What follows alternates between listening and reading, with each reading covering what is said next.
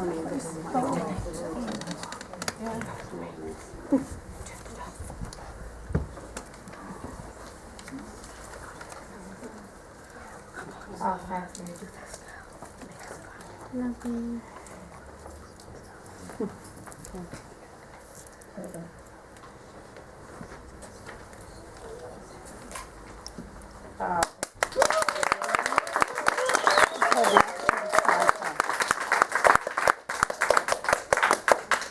Hello, hello. John, where's the hello? Genuinely, honestly. Okay, let's try this one then, shall we? Hello? No? Oh, right. All right, okay. There you go. There you go. Start to mean to go on.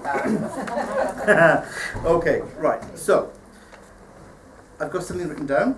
I did try and memorise it, but unfortunately my brain has got the memory span of a goldfish, and I couldn't. So please forgive me if I read from the script. But I hope you enjoy your evening this evening for World Mental Health Day and to celebrate my Monmouthshire's 40th anniversary. So good evening. Good evening. Good evening. Good evening. My name is Jamie, and it's my true pleasure to be the host of this, the first My Monmouthshire Revue, which has been created to celebrate 40 years of My Monmouthshire giving mental health support to the population of Abergavenny and the surrounding areas in Monmouthshire. For those of you who are not familiar with the organisation I'm proud and honoured to be part of, I would like to open the event with a little information about the charity. My Monmouthshire began in 1979 as a self-help group based in Abergavenny to support those who were returning to the community with the closure of Pennyval Hospital. Over time, the service offer changed to meet the ongoing needs of those who live with mental health in and around the county of Monmouthshire. It is important to state that although from that time and up to the present, Mind Monmouthshire is part of Mind, we are still a local charity. The board, the CEO and staff are all local people and all committed to helping those with mental health. Currently, My Monmouthshire manage 4 supported living houses, 3 in Abergavenny and 1 in Chepstow, which can be called home by up to 28 tenants. Good grief, the roof's leaking. There you go. And there you go. This evening, right in one thing, there it is. Tenancy support is given to 82 clients per week in the county of Monmouthshire. And in the past year alone, 28 individuals have been prevented from becoming homeless by the direct intervention of Mind Monmouthshire. Mind also has an information advice and assistance team who take calls from individuals and agencies across the county and provide not only a signposting service, but practical help and support. Bit late, John, thank you very much. Boom. There you are.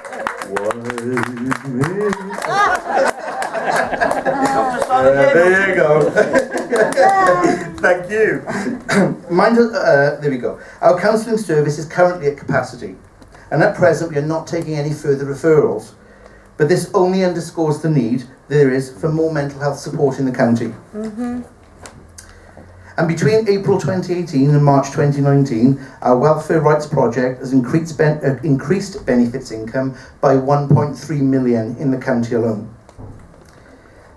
In July 2019, My Monmouthshire also launched a Farmers Project, which aims to provide mental health support and advice to those who work within the agricultural sector. This has exceeded expectations, and it's clear to us that there is a need to continue to work to overcome the stigma around mental health. So as you see, the work that the team at My Monmouthshire undertake is relevant and designed to fit within the local community.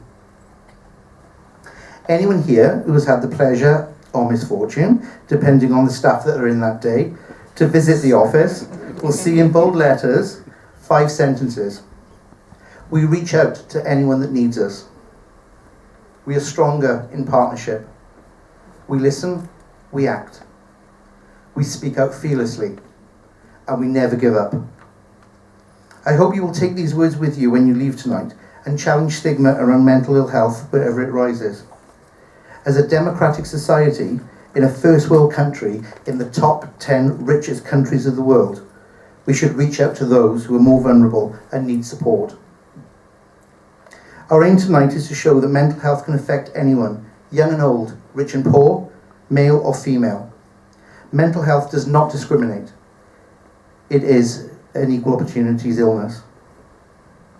Statistically, 1 in 4 of us sitting in this room tonight will experience some form of mental ill health over the next 12 months.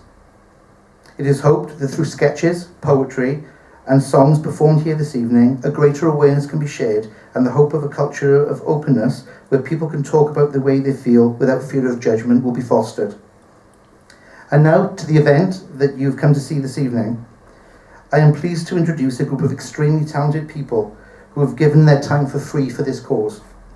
Some have lived with mental ill health, others know of someone who lives with mental health, and others are just aware of what negative reactions to those who experience mental health can do. So without further ado, I would like to introduce you to Queenie Williams at the start of our show.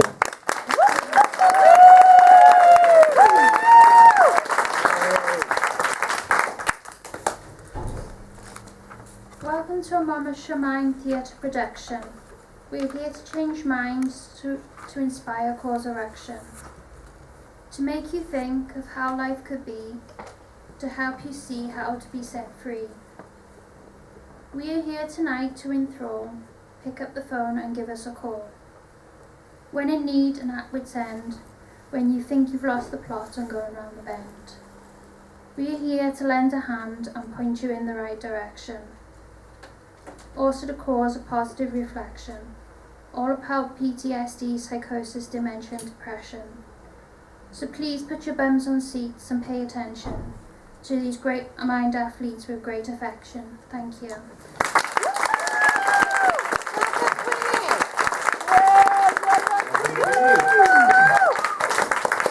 She's your all week, so there you go.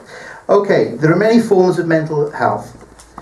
The World Health Organization's definition of mental health disorders is mental health disorders comprise of a broad range of problems with different symptoms.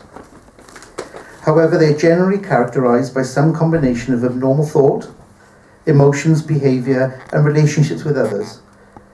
Examples are schizophrenia, depression, intellectual disabilities, and disorders due to drug abuse.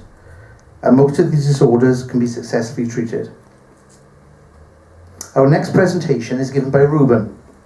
It is a monologue about a young man who has experienced drug-induced psychosis.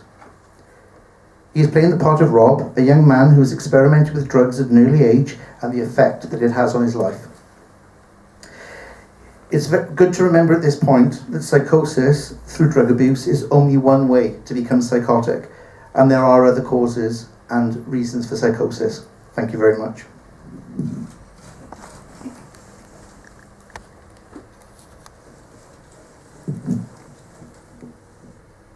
Hello, my name is Rob, and I'd like to talk to you this evening about mental illness, specifically drug-induced psychosis. Now, I know what you're thinking. All right, but what would he know about it? This young man appears to be personable, charming, confident, and dare I say it, even well-dressed in a psychedelic, shambolic kind of a way. But regrettably, I do know about it. I wish that I didn't, but let's start at the beginning. First of all, I didn't have a traumatic childhood. Quite the opposite. I had loving parents, got along well with my older brothers. I wasn't bullied at school, in fact I was quite popular. And at the risk of sounding like a conceited arse, I'll admit that I excelled both athletically and academically. Yes, I know, you hate me already, don't you? At the age of 13, I started smoking cannabis, specifically skunk. Yes, my parents had given me the talk many times about the dangers of drugs, cocaine, ecstasy, heroin, the usual suspects, the risk factors of overdose and addiction. But like most young people, this information went in one ear and out the other. Besides, it's only weed. Harmless, right? I'm sure they'd all smoked a few spliffs in their time anyway. All my mates smoked skunk, it's just what we did, it was a sociable thing. And besides, they even prescribe marijuana medicinally now, so it can't be that bad, surely? It can. You see, for some people, myself included, cannabis can have a devastating effect on a developing nervous system. Why this is, the science boffins aren't exactly sure. An innate sensitivity or genetic predisposition is one theory among others, but whatever the cause, cannabis has the potential to radically alter the trajectory of your life. Now, in my case, this happened not long after my 15th birthday, by which point I was smoking skunk almost every day.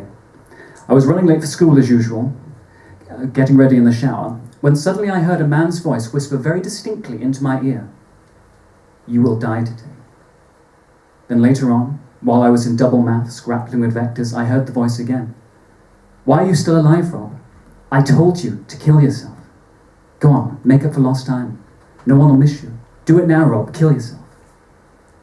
That was the birth of Marcus. From then on, Marcus began his reign of terror as my full-time cerebral squatter. He was sometimes funny, even encouraging, but usually just threatening and abusive.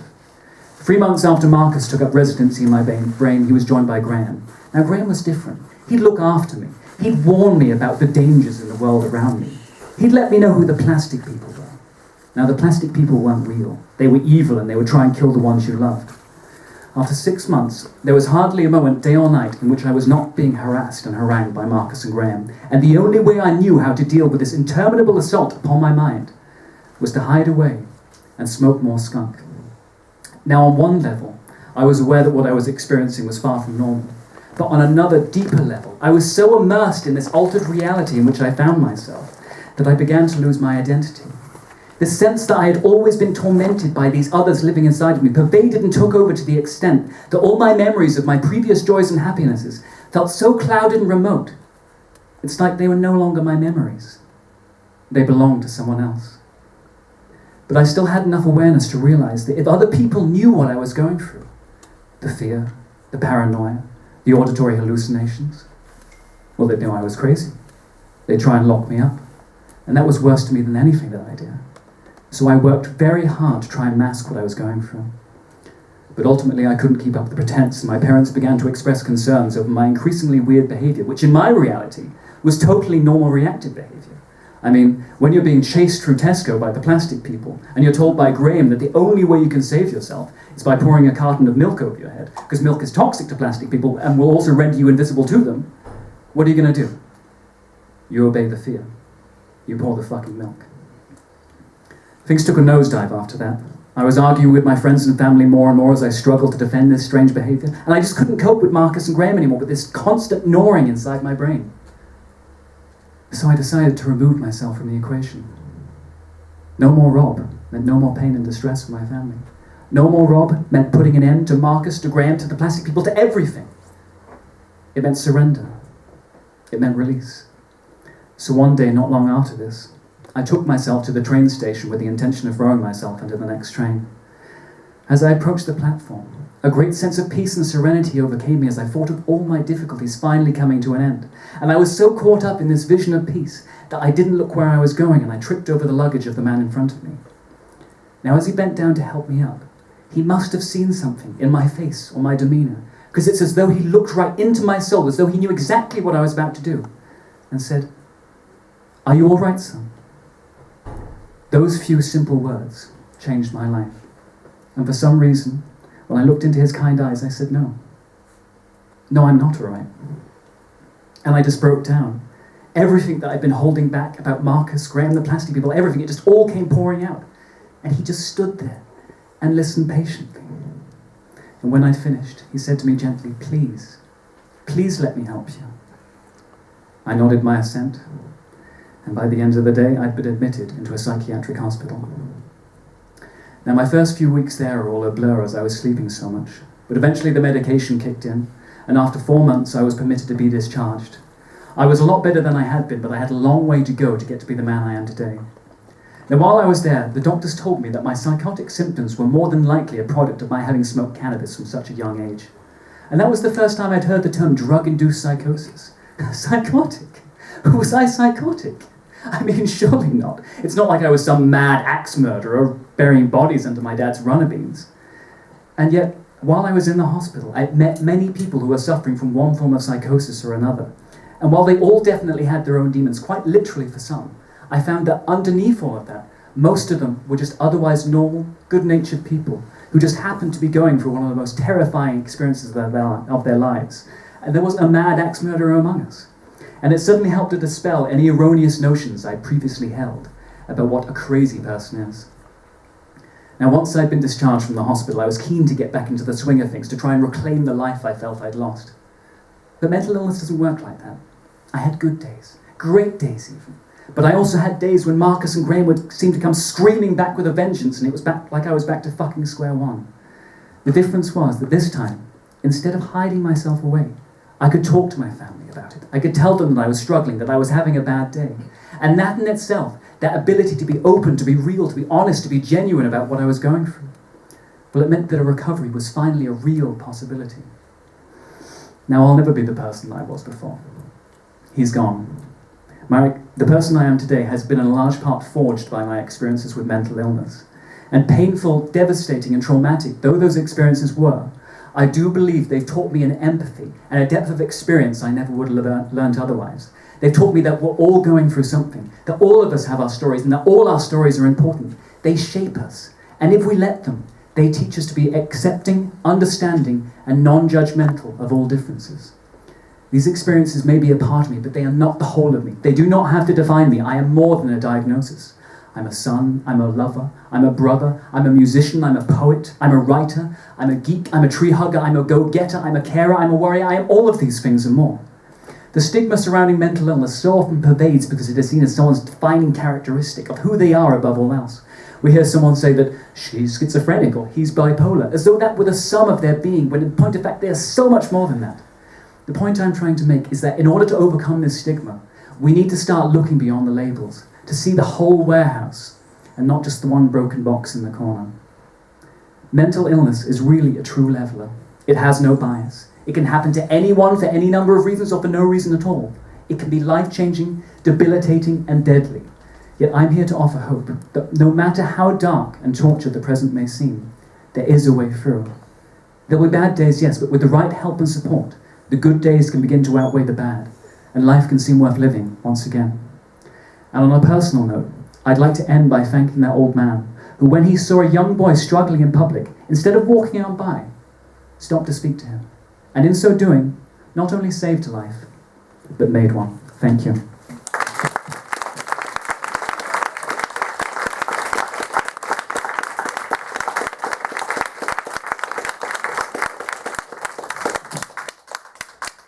Thank you very much, Ruben. And now I'd like to introduce you to Kieran and John. Kieran and John are now going to sing the next song, and then John will sing a song that he composed himself with Tom Murray about an experience that he's had in his life. Thank you.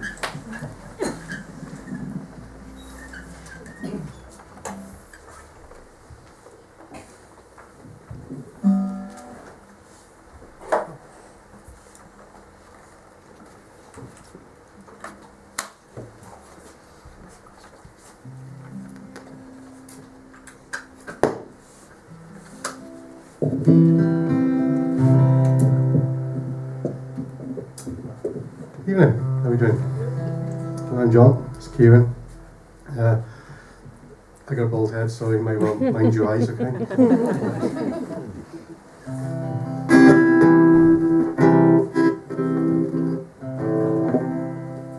Technical difficulties. I need to come closer. Yeah,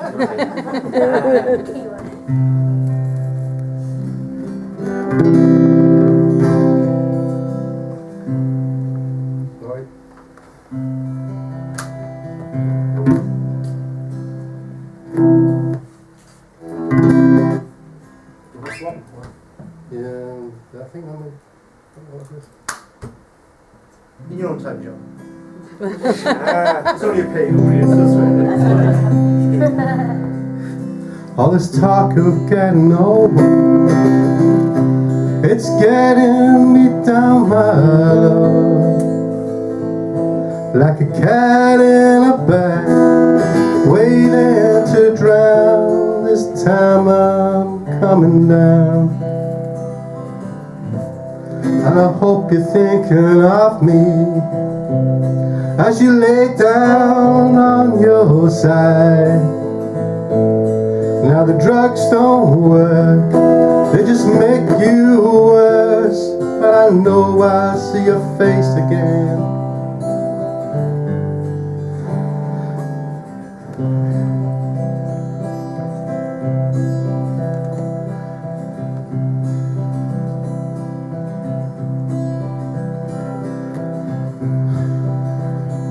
Now the drugs don't work, just make you worse, us, but I know I'll see your face again.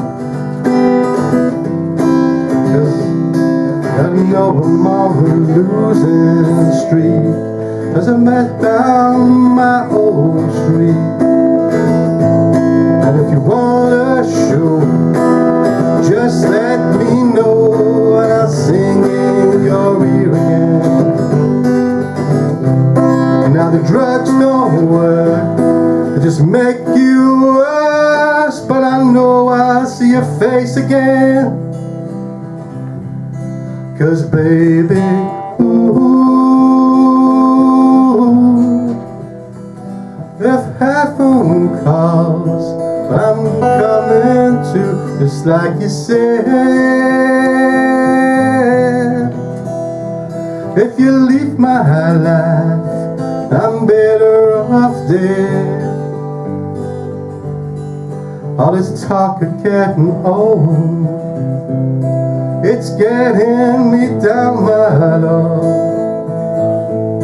like a cat in a bag, waiting to drown. This time I'm coming down. Drugs don't work, just make you worse, but I know I'll see your face again. 'Cause baby, ooh, if heaven calls, and I'm coming to, just like you said. If you leave my life, I'm better off dead. If you want a show, just let me know and I'll sing in your ear again. Now the drugs don't work, they just make you worse, but I know I'll see your face again. But I know I'll see your face again. But I know I'll see your face again.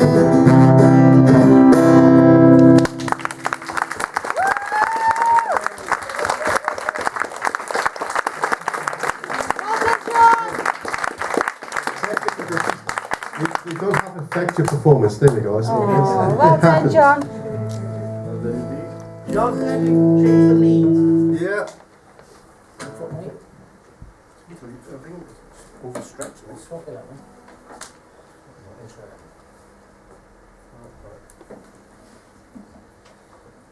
These are very expensive leads, isn't it?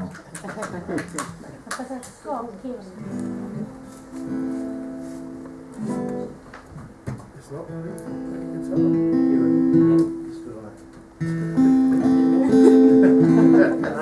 there you go. Sabotage. There appears to be a mic guitar, not the leads or anything. There we are.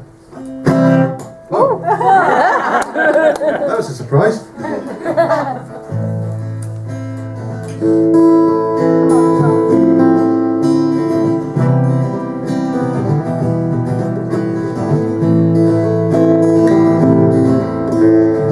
Right, anyway, before I get into that, I just want to remind myself of the rhythm, to be honest. It's a song about, well, as a child, 15-year-old, quite a child, probably, compared to now, yeah. A bit of misadventure. Went to a supposed party in a village near Abergavenny when I was a kid. There was no party, so we created our own. There was a bottle of whiskey at hand, and I was the one encouraged to drink it. This was between Christmas and New Year, in I think it was 1981, some time ago. Well, the results were obviously devastating. I was completely obliterated. I ended up in the middle of the village green at whatever time in the morning. Frost coming down, and if it wasn't for a certain Mr. Jones, who happened to be the father of one of my friends, coming back from the pub that night, and I would have drifted off to oblivion probably. He took me in, he marched me around all night, coffee, all the rest of it, just to keep me going through the night. I think he eventually went to bed about 6 o'clock in the morning and thought I'd be okay. Well, I was okay, thank you. So the song's about that, basically. But the saddest thing about it is 6 months after the event, Mr. Jones sadly took his own life. So.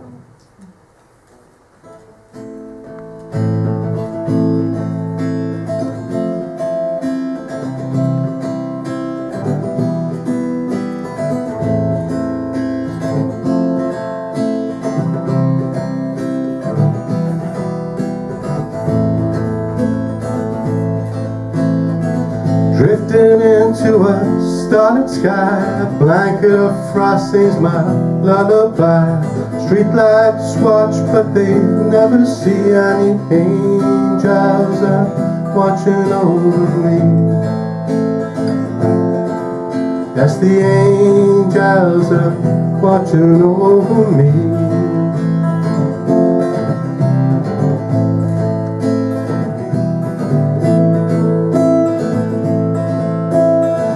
Mr. Jones, I just have to say, you took me and you could have turned away.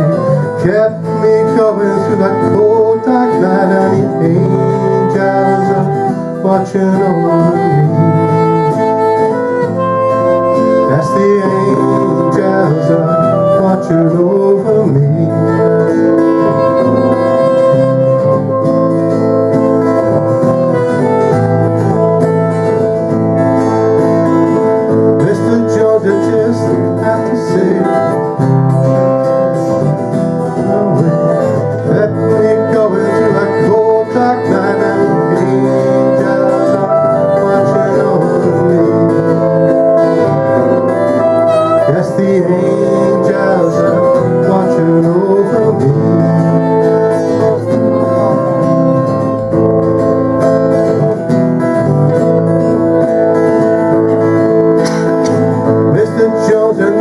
Said goodbye, there's too many reasons and you'll know why. Surely by now it's plain to see you're the angel watching over me.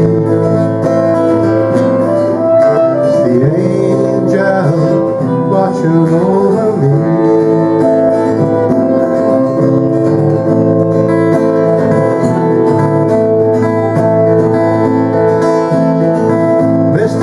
What a thoughtful man. Half a cartridge was his thoughtful plan. We broke him when we stole from him, and the angels were watching over him. No, the angels were watching over him.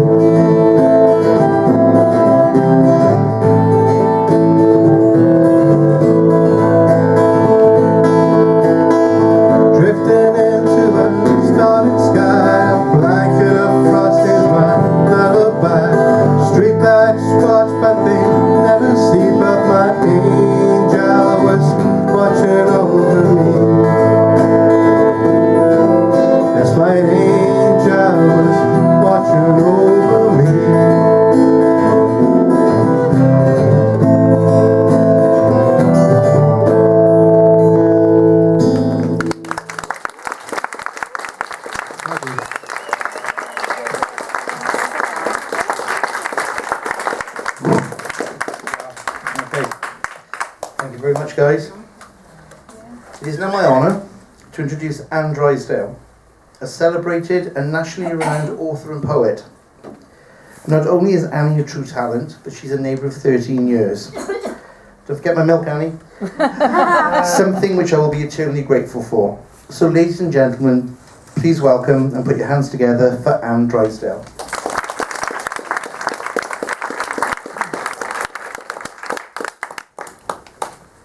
This poem is for anyone who recognises what it's about.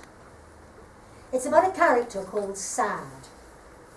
That's my name for the feeling that marks the beginning of an episode of something that becomes very familiar over a lifetime. Some people call it the black dog, but I just call it Sad. Sad came carefully, playing the old game, creeping closer, freezing when she turned to look, all the time sneaking about his weasel work. She knew there was something there, pushing her where it hurt, showing truths in distorting mirrors, finding too many ways to persuade her to believe. First, he made time thin, so that it ran too fast. She looked for it, day after day, and found it had gone, leaving important things broken along the banks. He breathed frost over the whole house and the garden, until the safe places were hard to reach, and their colours were watered down until they went away. He changed the faces of people. They grew ugly. Their slack jaws dropped, their mean mouths pursed tightly around a devalued coinage of easy drivel. She cowered, calling out to her comforters, ran to where she'd left them, and found only a jumble of dolls with no eyes. Sad threw mud at the windows until outside disappeared. She saw only herself and the shadow on her shoulder, and then the lights went out. She knew him then, called out to him in the dark, "Is that you, Sad? Is that you?" She heard Sad laughing. "Ha ha! Got you again."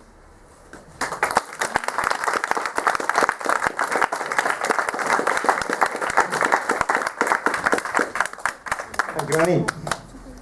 Okay, so the next part of our show is a sketch. You're in for a treat. Okay, it's about depression. Please, I don't want to make light of that, but depression is the most common of all mental health disorders, and it can come in many forms. Our next sketch is set in a family living room. Tracy lives with her husband Pete and his son Gary. Gary is planning his wedding, and Pete's sister Eunice is visiting for the weekend. Like many people struggling with depression, Tracy feels she is not able to tell anyone of her feelings. This sketch is written to show how dismissive others can be about depression, passing it off as low mood. But it also shows what an act of kindness can do for someone.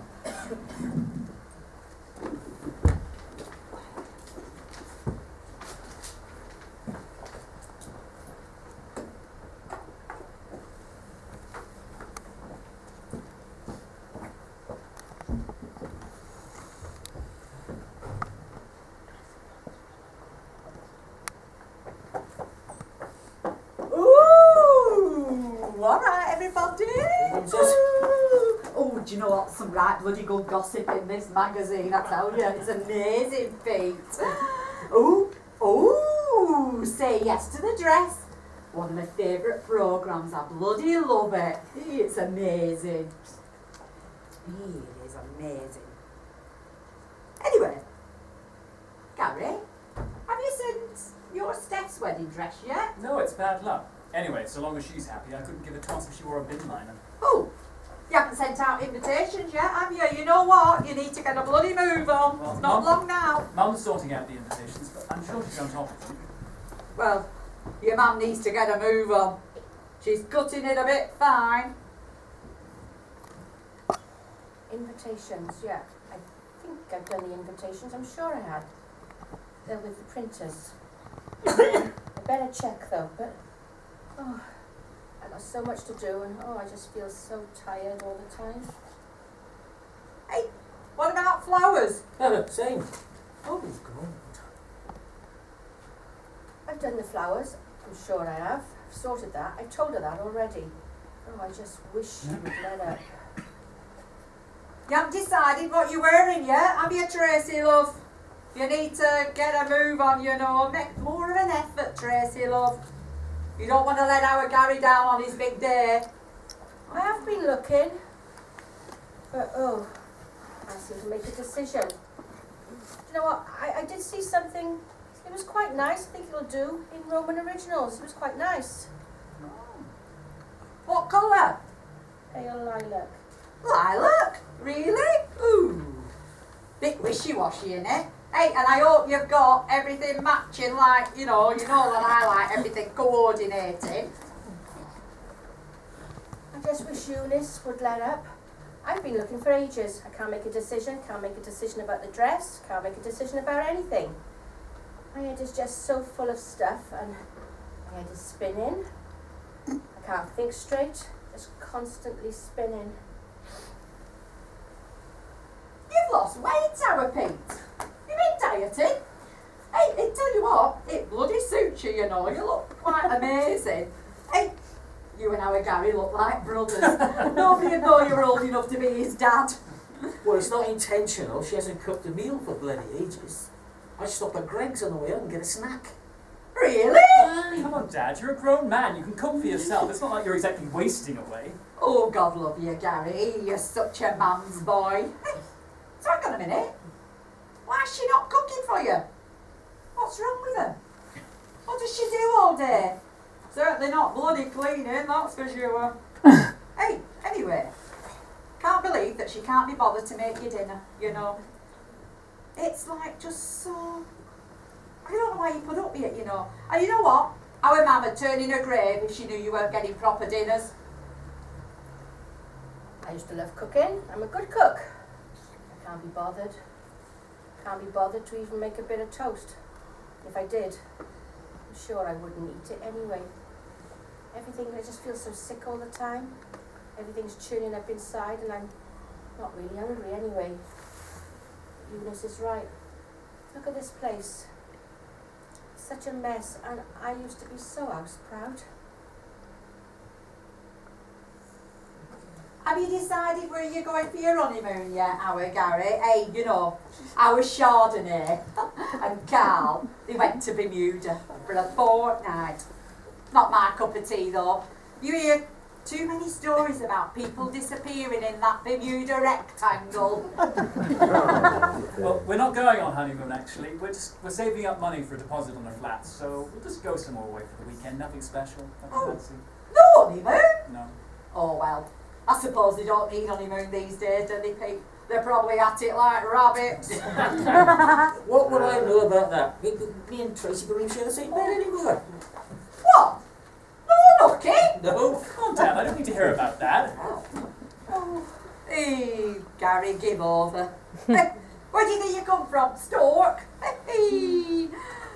Well, do you know what? I don't know why she's doing this to you, our Pete. I've tried talking to her. I've actually said, what's up, love? You know, let's have a chat about it. She says nothing. Like, you know, no problem at all. I don't know what else I could do. Oh, she needs to book her bloody ideas up. You're a good man, our Pete, and you're nice looking as well. You don't need to put up with it. Do you know what? If I were you, I'd trade her in for someone that bloody appreciates you. Auntie Eunice, that is enough. Eunice is right. He could do better. Just look at me. Why would he want this? I just let myself go. Why would he want to bother? And I used to be so smart. I always made an effort. You know what? You want to sort her out. Since I've arrived this afternoon, she's had a face like a slack bloody arse, I tell you. What's she got to be miserable about, eh? She got a lovely home, lovely husband, cracking kid. She don't want for nothing. She don't want for any money, because you make sure of that, our Pete. Do you know what? Some people have to deal with real shit in their lives, don't they? Eh? Do you know what? They get up and they get on with it. What about our mum when she lost our dad, eh? You know, no more of a broken woman were there than her. But you never saw her moping about. She got on with it. She had her hair done all the time.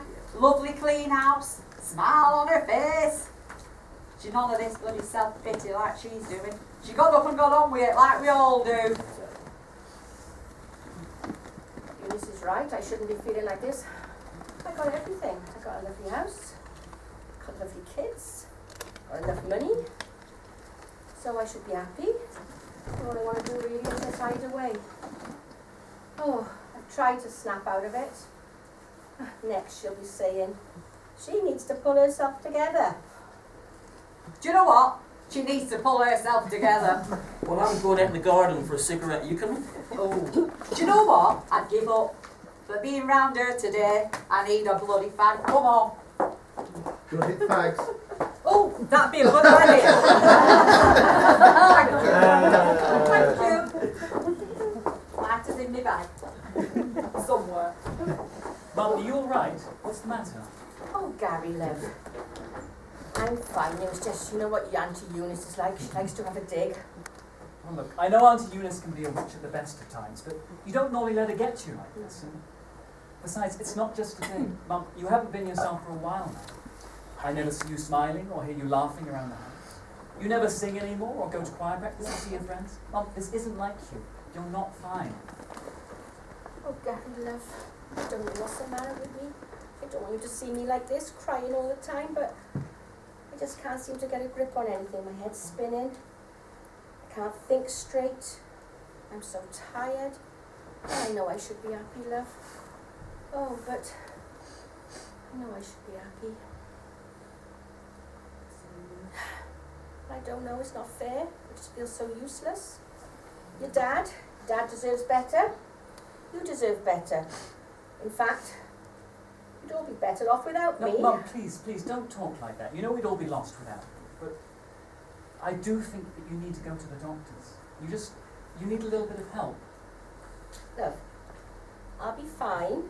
I'm just being a bit silly, that's You're all. not being silly, but I do think you need to see someone. Oh, love, I think you're making a mountain out of a molehill. And I should do what Eunice says, and I should snap out of it and pull myself together. Mum, there's no shame in asking for help. I know it's hard, but there is help that you can get. Oh, love, what would you know about it, love? You're just a kid.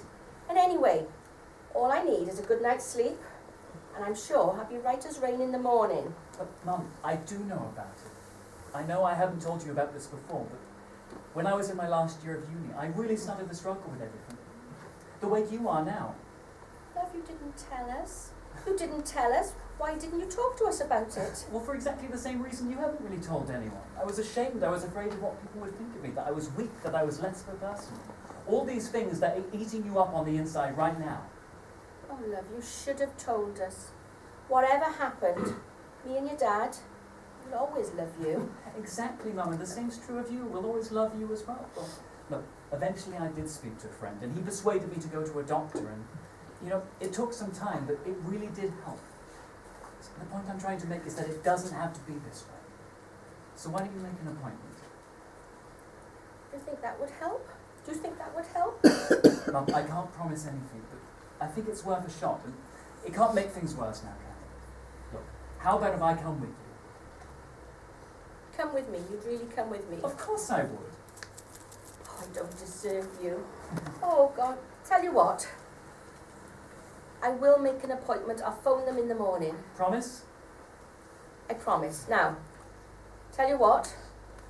Well, those two have gone. Gruesome twosome. You and me, nice cup of tea. Come on, come on.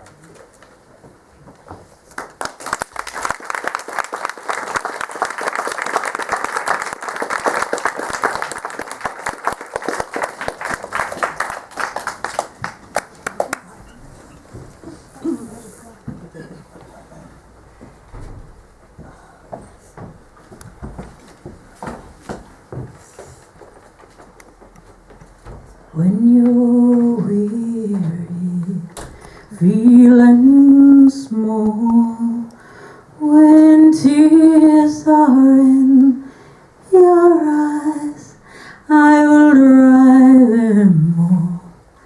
I'm on your side. Oh, when times get rough and friends just can't be found, like a bridge over troubled water, I will lay me down like a bridge over troubled water.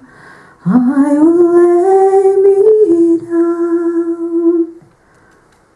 When you're down and out, when you're on the street, when evening falls so hard, I will comfort you, I'll take your part. Oh, when darkness comes and pain is all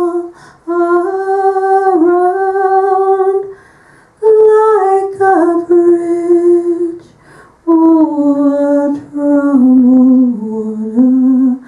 I will lay me down like a bridge over troubled water.